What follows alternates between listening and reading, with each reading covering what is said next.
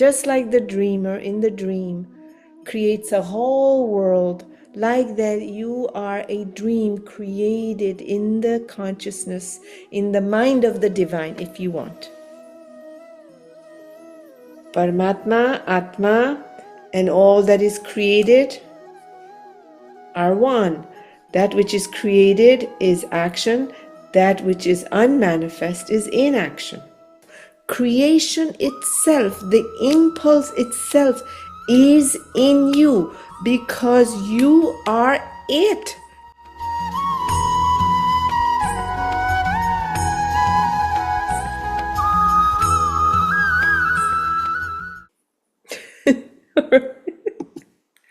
Remember, the scriptures do say, Advaita Vedanta does say that go back to the scriptures, for what is. Certain things you move, Sat, Chit, Ananda, truth, existence, intelligence, Chitte, consciousness rather, and joy. This is the nature of everything.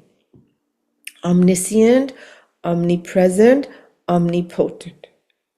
I am in that thing. Who's I? The one who says that I, this body and this mind is I. So even that I is part of that divine. If I don't see myself as the big I, even the small I who thinks I am in here, in this locality, right? After that, it's others. I am here, you are there.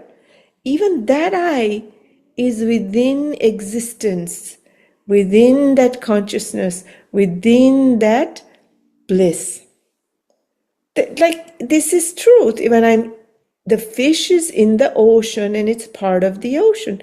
But if the fish walks around saying, I'm separate, okay, but you're in the ocean as a separate thing called fish.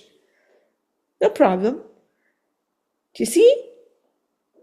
Because if you remove the fish, it's not a fish anymore. It's a thing that looked like a fish. It's a body of a fish, but it's not a fish. It doesn't behave anything like a fish. The consciousness is removed. The water is gone. So I say all this because don't conceptualize. The one thing about Advaita Vedanta says you need no practice for the knowledge. The knowledge is there now and you can experience it right now. You can know it right now. That is what Advaita Vedanta says.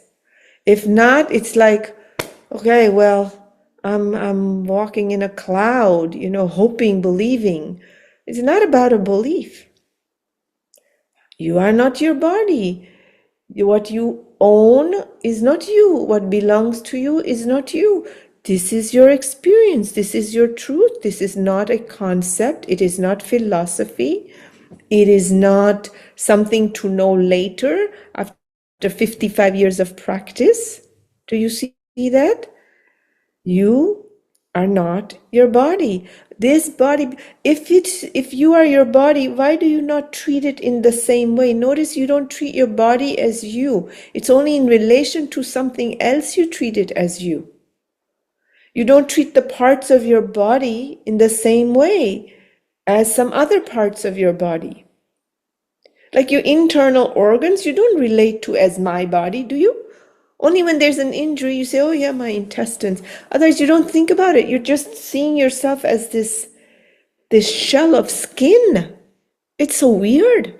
We're so weird, human beings. Like that's pure dodo bird. When you pause to think about it, like what?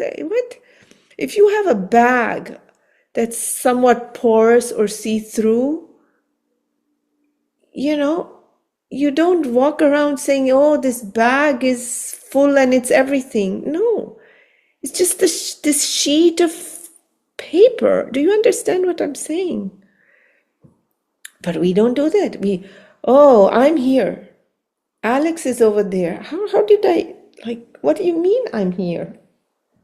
And even if that comes as a flash for a split second in a day, you connected with the most beautiful aspect of yourself, the most loving the most joyful, the most present intelligence part of you. All of it is you. The liver is you if you want, and the kidneys are you, and the intestines are you, and the fingers are you. But there's another layer to you also beyond these changing things.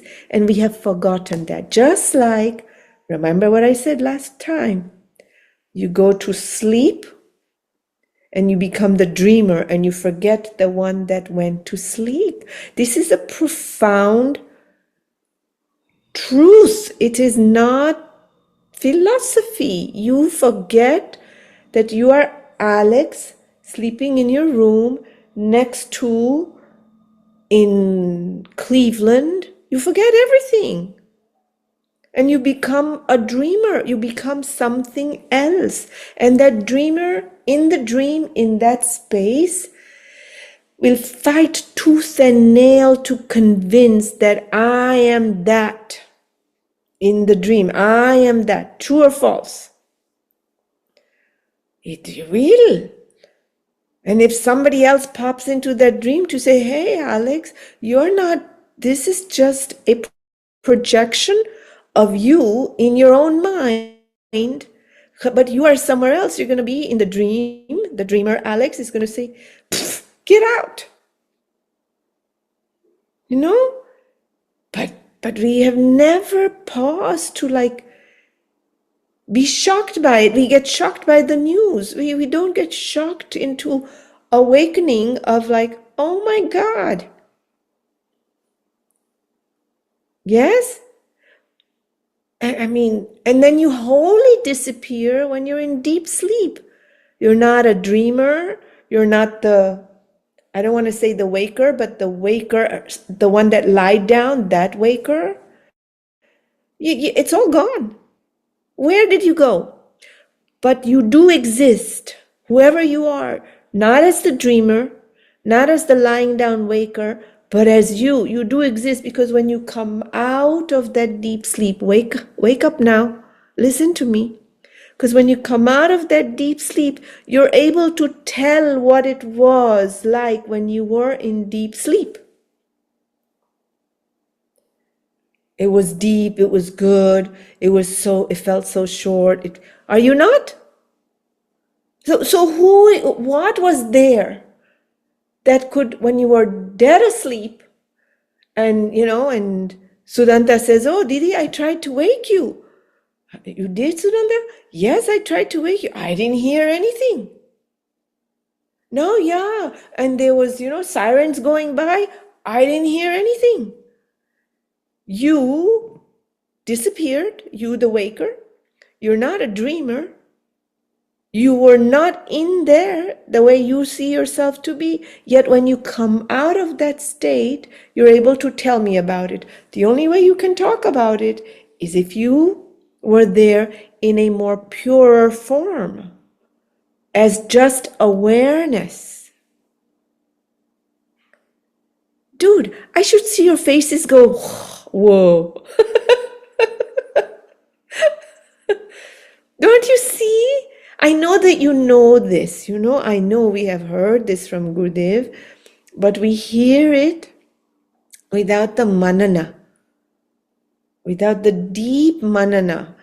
And partly because Gurudev's giving so much to us that we just keep moving. But when we walk away from that talk, we're not going, what did he say? We just feel transcendence because his power, his energy, his grace, his presence, his vibration, it's so strong.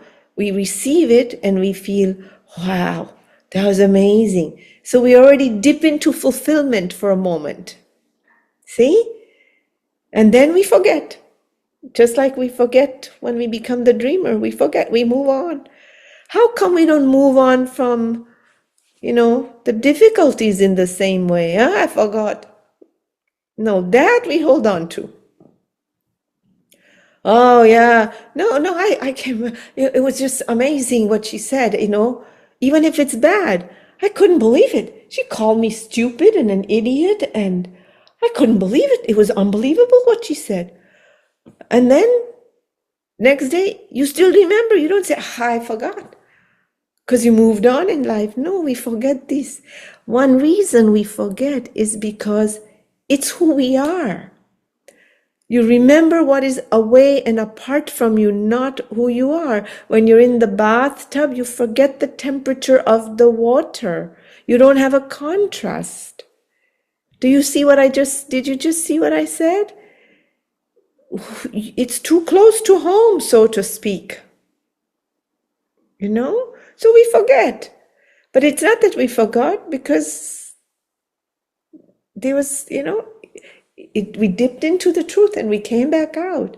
And what we're doing, well, what we're discussing at some level together is again and again, because Lord Krishna again and again and again tells Arjun through the 18 chapters more or less the same thing. What is the same thing? What we heard in chapter 2. You are Atman. Everything is Paramatma. Atma and Paramatma are the same. And Atma, Paramatma, the quality is what? Sat Chit Anand. Again and again, this is who you are. You are not the body. You are not your thoughts. You are not the mind. It is a projection. Just like the dreamer in the dream creates a whole world, like that you are a dream created in the consciousness, in the mind of the divine, if you want. Sometimes, don't you have a dream that just keeps going and going, and then you wake up and you go, oh my God, I had this dream. There were 80 characters in there, and then I'm going to get a water and go back to sleep. Then you go back to sleep, and what happens? You start that dream again. It just keeps going.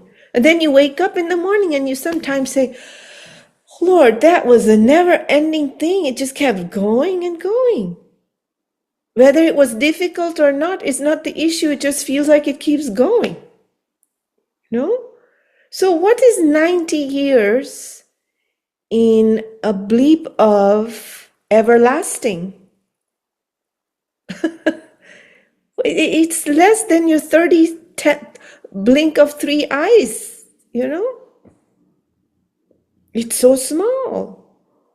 So don't try to think, don't try to put the head into it. Okay, if we do, it's better than doing nothing. But I'm saying Advaita Vedanta, the knowledge, the wisdom of chapter 2, Sankhya Yoga, what we have heard, these 3 things, it is not, oh, someday we will get to it. Why did Lord Krishna give chapter 2 straight up? Because this is something right now, if you ponder upon it, you can go, oh, like Janak Raja does. Oh, I see. But since that didn't register for all of us, Arjun, then Lord Krishna says, okay, we're going to have to purify the mind and purify the impressions and slowly, slowly, again and again, bring you to the remembrance of Sat, Chit, Anand. And so those 700 shlokas, that's what they are. They're just remembrance. Do you see what I'm saying, Vishnu? That's so funny. Do you see what I'm saying, Vishnu? Yeah, yeah. Telling Vishnu, do you see what I'm saying? I mean, the big Vishnu. Anyway, very sweet. See, so I don't know, but there are moments when you're sitting and you're walking and then suddenly it hits you like, okay, wait a second. Wait a second. Wait a second. And I'm happy Tuesday comes because then we get to chit chat about it a little bit. Otherwise, it's just me in my own little kind of thing. It's possible that Sush and Pramod get some blunt of it because, oh, guys, I thought of something. Listen, blah, blah, blah.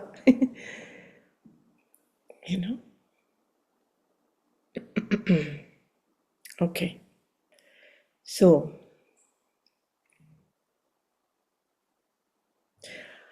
I mean, sometimes take the thing that you like, the gulab jamun, and just, squish it because it doesn't have anything called joy or bliss or value or importance or mine in it. All of that is in your head. How is that any different from the dream that you create? How is it any different? It's all in your head. Don't you see this? Like how is it any different? We have to break this illusion that this is reality. The reality is just stuff in the head. In actuality, no, this is just a ball of whatever. If you had never tasted it, you wouldn't say it's delicious or not. You'd probably get caught up in its stickiness and start judging that. Oh, it's sticky. Ooh, it's soft. Or, ooh, it's soft. It has nothing to do with it. It's like, if you had never eaten it, never seen it, nobody ever told you about it, you wouldn't say, oh, I love it. You'd just be like, You don't know. And we've turned it into truth. Gulab Jamun, truth. Crazy. We're nuts. And we are sure, I am this body and I am my thinking. And so therefore, I do this and I do that. Therefore, I become the doer and therefore I become the bhukta also. The one who has to bear the consequence, whether it's pleasure or pain. Kushpinder, you have your hand up. I wanted to share. I had three things which I contemplated on, and they came back to me again and again during the week. The first was like before I did anything that I really enjoyed, I thought about where is the joy. And I realized that even when I thought about that thing, I would get the same joy. So it's not really in that thing, it's somewhere within when I just thought about it. And I did this with food or with my favorite TV shows, and then I would be like, oh, it's inside, and that was quite a wow moment. And then another thing that happened was I kept getting strange dreams throughout the week, and every time I would wake up, I would link with that knowledge of one day I had a very weird dream, and I had a difficult time wrapping my head around when they say that Vishnu created this entire creation in his head. And then when I thought about it, I was like, I created this whole thing in my head as well, and it felt very real.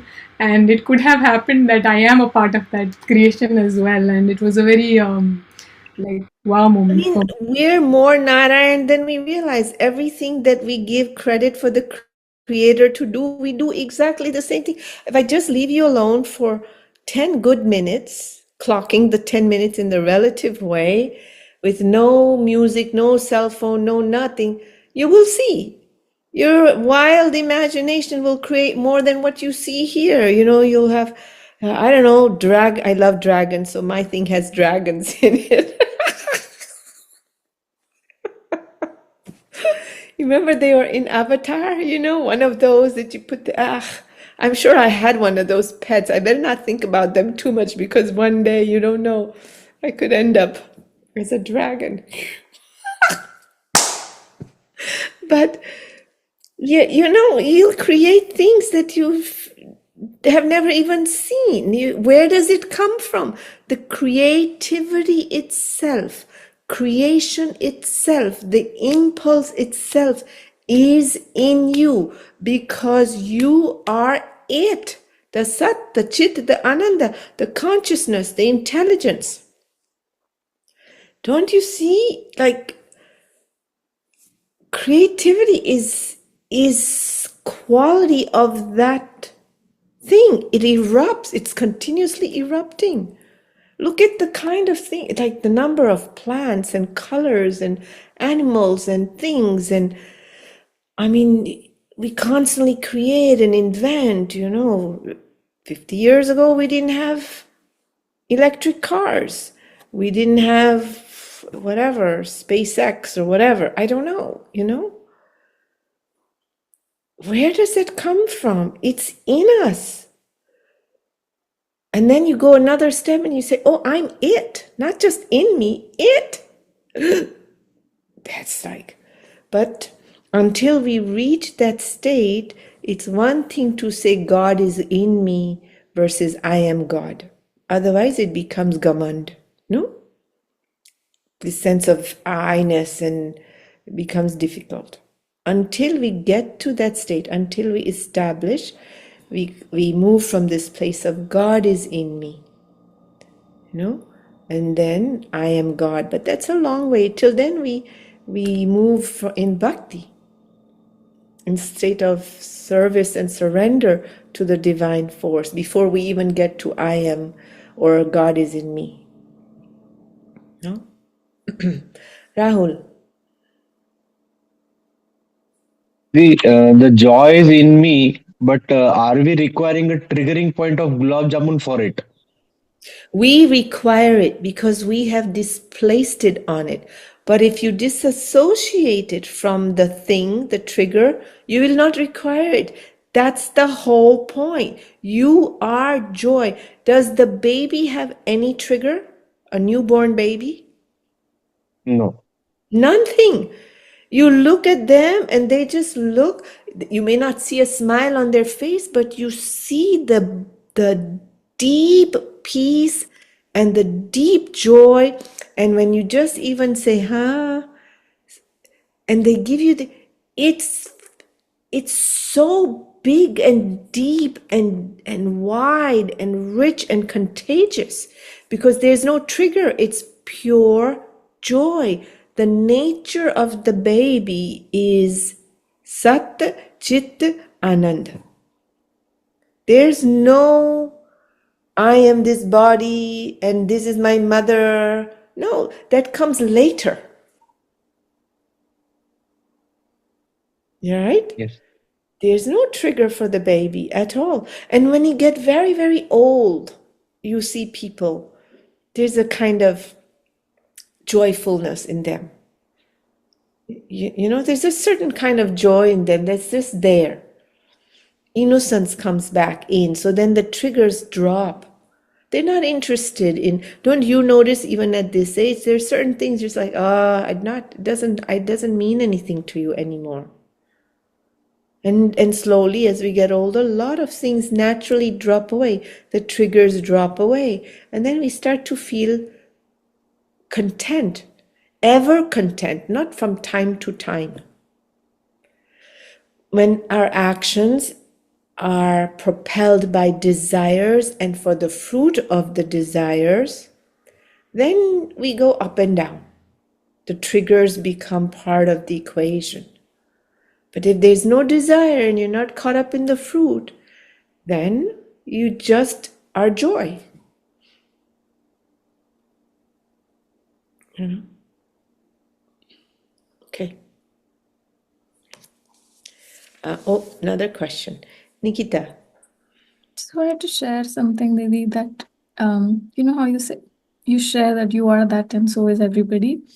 And as I was contemplating on it, I thought of this concept that peer pressure, right? We feel the pressure to, get equal or in par with what others are doing. And as I was, I think, digging deeper into it, I thought maybe it's because we know that we're all the same. And somewhere, the moment you feel difference, you want to make effort so that you again feel that same, that oneness. So somehow that negative connotation I had around peer pressure dropped almost. That, oh, I think somewhere we know it, that it's so, it's all the same. So that was one. And how you always keep, reminding us that when the grace is there, it just flows through you, like whatever it is, sometimes your creativity, that love and that joy. So I wanted to share that. Yeah, last week after the session on Wednesday, I was just in that bliss, in that happy state, and I wrote so many poems. Like I didn't know where it was coming from or how, but it just happened, and it was such a beautiful and sweet state to be and witness. So thank you. I think the way you think, like, you awaken that little awareness in us is just so beautiful, and it stays with us so much longer. So This is the beauty, no? in this putting light on it, I don't want to say discussion, though of course it sounds like it, but we're just unfolding. It's probably a better word. We are taking a dip in it. And we carried it. It's like when you come out of a shower or a bathtub, for some time those footprints go forward, don't they? Yeah. You know, they're there for some time. So it's the same. When you dip into grace, into the essence, into that pureness of essence, the sat, the chit, the joy, the bliss, when you come out to the surface, those footprints come up with you. Do you see what I mean? The bathtub example like that?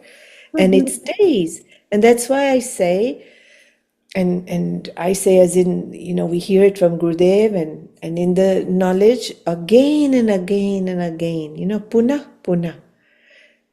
Reconnecting back to something else that is us. And, you know, just to touch upon it, just to remember, it's like you remember someone you love, you do get a smile on your face, don't you? Imagine if you remember the divine, then those qualities come in us, right? You remember somebody, you hear bad news, even you don't know them, and you hear it. Don't you feel all kind of bent out of shape? And then the conversation, oh, how can, why can, oh my God, and these. All right, you know what to do.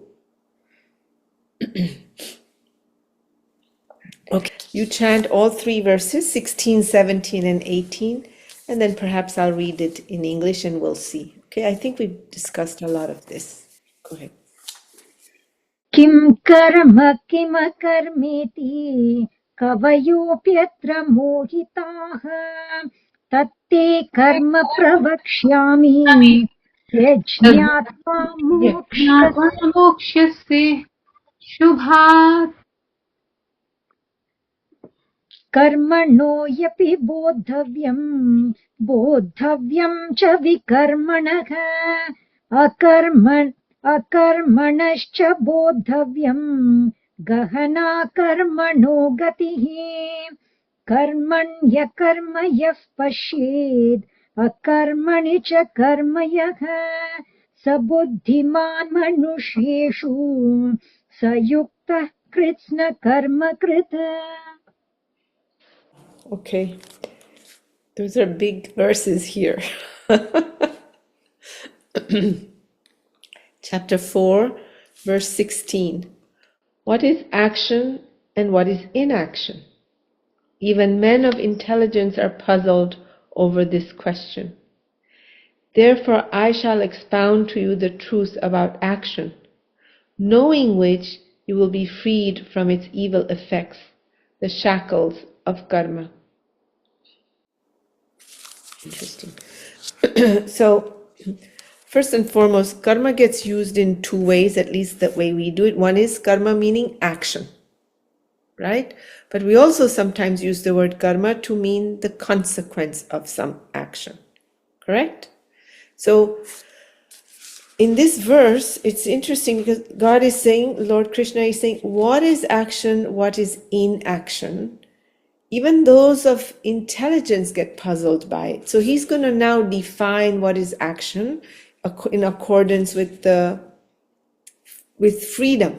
What actions lead to freedom and what actions lead to us feeling bound, the consequence of it. That's where he's headed. I think we may have discussed this already. You remember me talking about oftentimes we think we're acting, but it's really a reaction. Remember that whole conversation we had, right? So we've discussed this already. Okay. The truth about action, the key is to realize he's saying what is action, what is inaction is a big thing. Even those with intelligence can't figure it out. So don't get too caught up in the head. Just go to the basics of what we can understand and then move from there. The truth about action must be known, and the truth of inaction also must be known. Even so, the truth about prohibited action must be known, for mysterious are the ways of action. So he's going to define, he's saying we need to know what is ethical action, what is moral action, what is prohibited action. These things are a little obvious to us, right? Killing would be a prohibited action. Ethical actions, we also know these. Yes, you are a businessman, you need to sell things, make money, but how you do it, then you start to get into prohibited, ethical, or non-ethical. So he's starting to define, and each of these different consequence actions have created different consequence. Remember what we're talking about here, freedom. That's what we're talking about, right? Any action leads to some sort of a consequence. When and why? As long as it originates from desire and we're focused on the fruit. If it's an action, like Gurudev started to talk about, a natural impulse where we're not craving or resisting action, nor are we craving or resisting the fruit, that action doesn't bind us. We discussed this also last week. Do you remember that? Yeah? Our actions come from wanting something. We resist some actions. Some actions we find pleasurable, so we want to do it more and more. Some actions we find painful, so we resist it. Similarly, some fruit we want, some fruit of that action we do not want. And this creates the two things that we're talking about, karta and bhukta, doership and the enjoyer of the fruits. I don't want to say enjoy because it always sounds in terms of pleasurable. So the one who has to bear the consequence of the doing. Yes? I think we discussed this quite a bit. The truth about action must be known, and the truth of inaction also must be known. Can you all understand that he's headed back to Sankhya Yoga, Advaita Vedanta? Do you all see that? Though he's talking about action, as we need to know what is action, what is inaction. Inaction, if I say I won't do anything, is that inaction? No. Not doing something is the action, correct? I'm not. Remember, Arjun wants to run away. Why do I need to kill? Why should I do this? Why should I have to live here? Why don't I just go off into the mountains and do nothing? And Lord Krishna is saying, no, that's not possible. Action is inherent. Remember this. So what would be inaction? Where is he headed? He's headed to exactly what chapter 2 is about. We don't realize it because of the word, but listen to what he's saying. No? 18. कर्मण्यकर्म यः पश्येत् अकर्मणि च कर्म यः स बुद्धिमान् मनुष्येषु स युक्तः कृत्स्न कर्म कृत्. He who sees inaction in action and action in inaction is wise among men. He is a yogi who has performed all actions.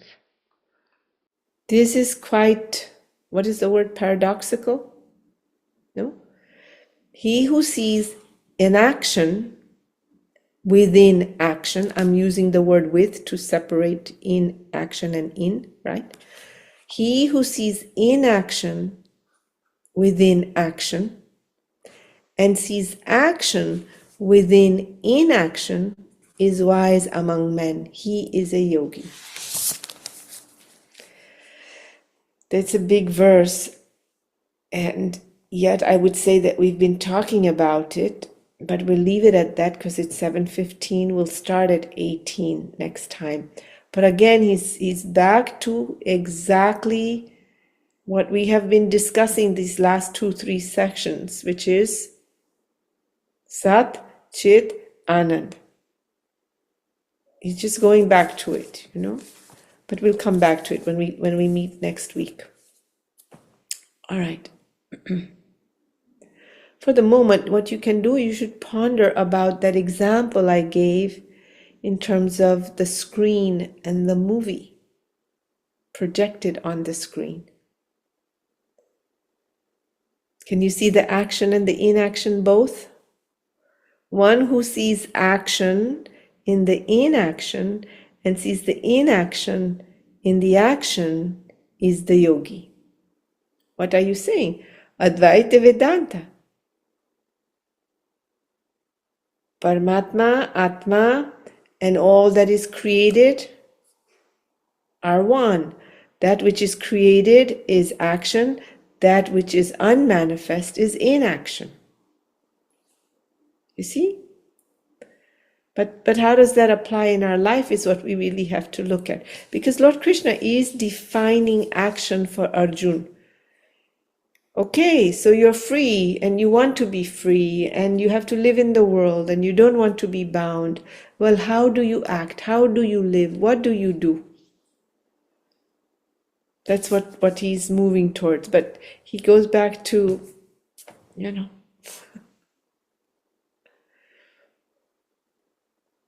you are joy, you are peace, you are love. Think about this.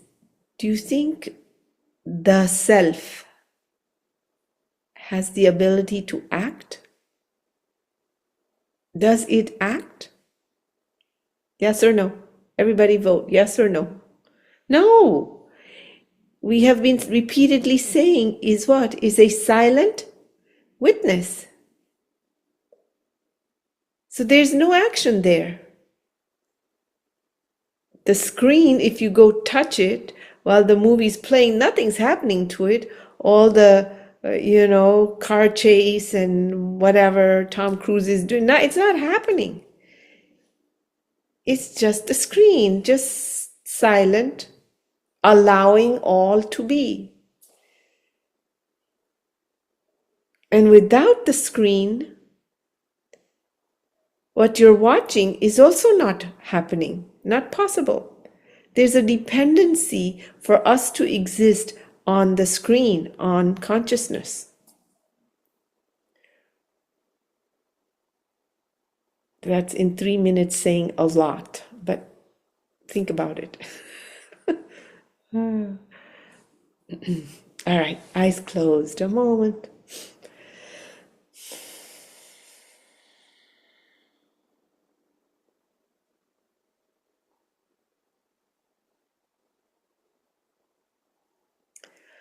Om Namo Bhagavate Vasudevaya.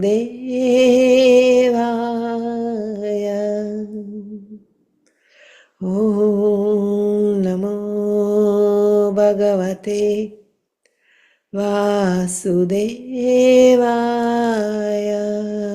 Om Namo Bhagavate Vasudevaya.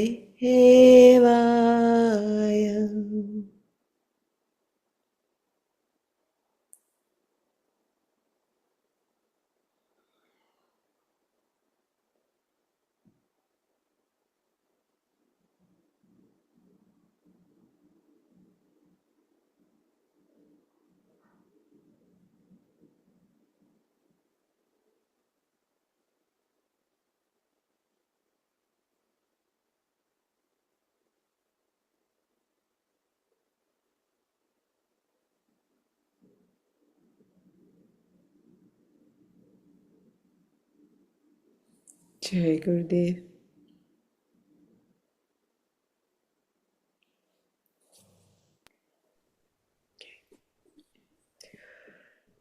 Jai Gurudev. Jai Gurudev. Those who need to drop can drop. If you have any question, you can stay. Pramod, yes? I had a question actually. Yeah. Okay. Yeah, go ahead.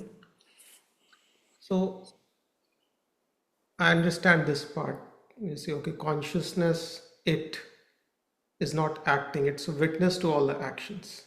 Everything is happening within it, it's just a witness. But then what or who is acting? What or who is doing the action?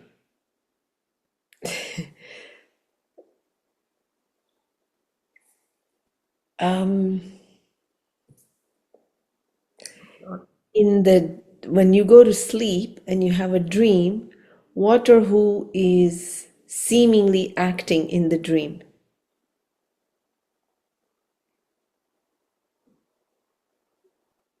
It's the characters in the dream. Yeah, but the characters in the dream are acting, not the person resting, correct? The lying down one. Right. Correct. And are those characters acting? They're seemingly acting. The moment you see, what we don't seem to realize is the screen of consciousness, use that terminology, screen of a movie. Upon that, all of this mind stuff is being projected.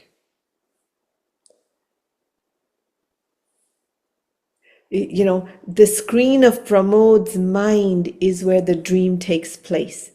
So on the one hand, you can't differentiate Pramod's mind and the dream. And on the other hand, they're two separate things.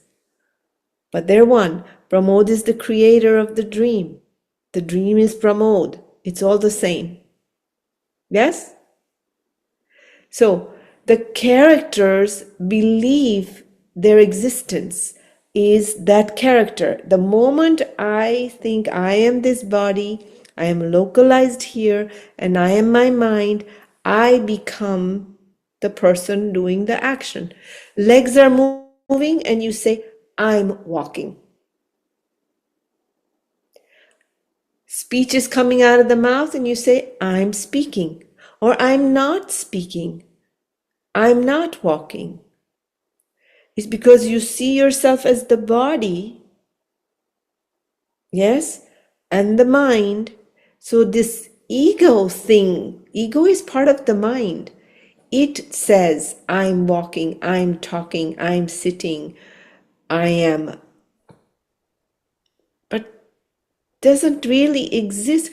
Do you, Pramod, exist? Does the dreamer Pramod exist, but the dreamer believes that the dreamer is doing whatever the dream is?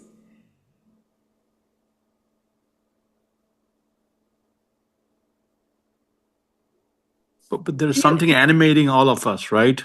Even if it's Yes, not the dreamer. that's correct. It's- What is the animating? That's the Sat, the Chit, the Anand. You are the animator. Pramod is the one dreaming. In Pramod's mind, the dream is taking place. But the dreamer, Pramod, thinks this is the truth. It's this one that's the base reality.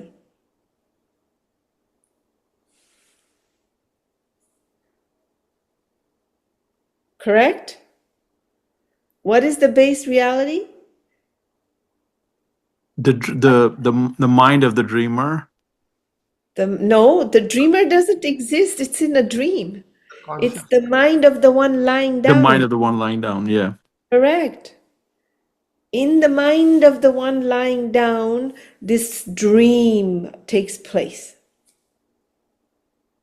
Is the dreamer moving, walking, talking? No. The light, the mind of Pramod is animating all of this, giving the appearance of movement and so on.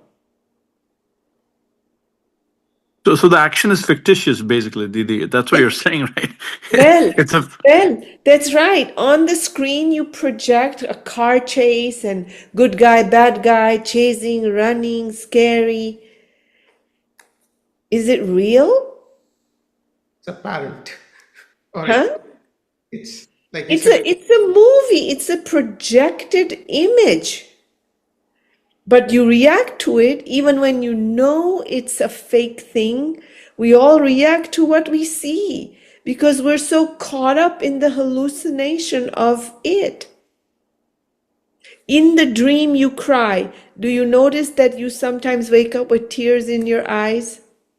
In the dream, you're scared. Do you notice when you wake up, your heart is pumping and you're scared? But that didn't happen. It didn't happen in the dream, and it didn't happen to the one lying down. It never happened. We have a moment of epiphany or revelation or freedom, and then we're back again. Conceptually, what we know is different from what we experience.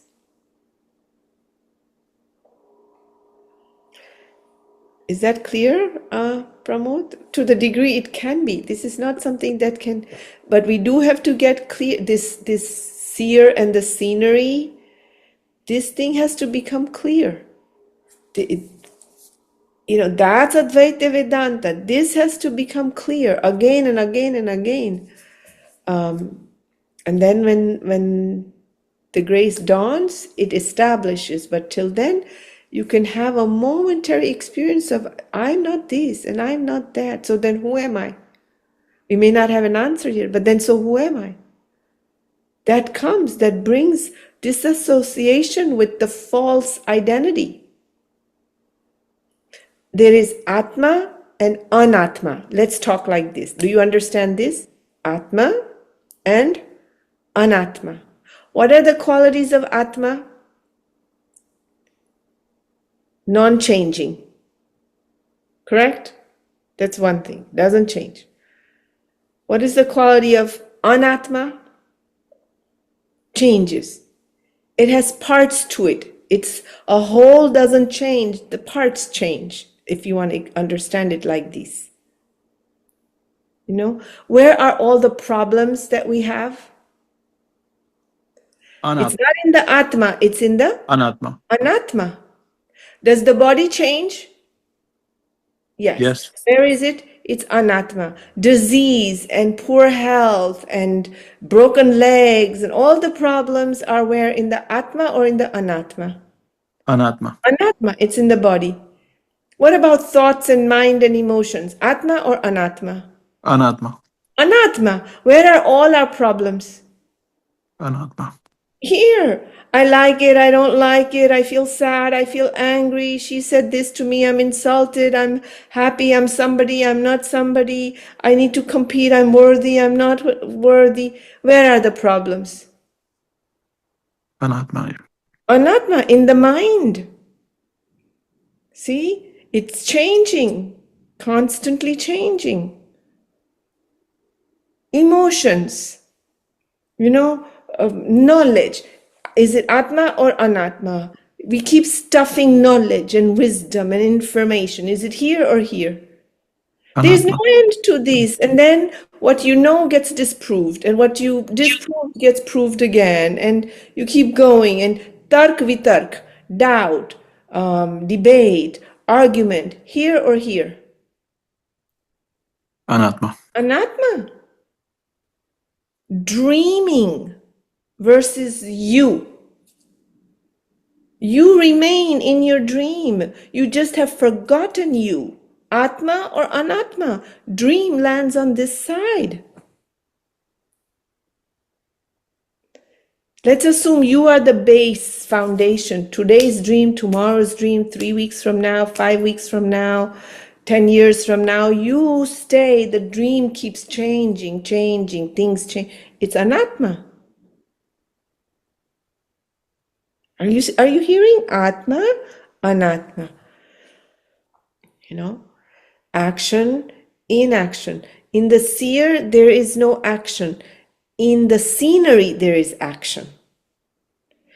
In the screen, there is no action.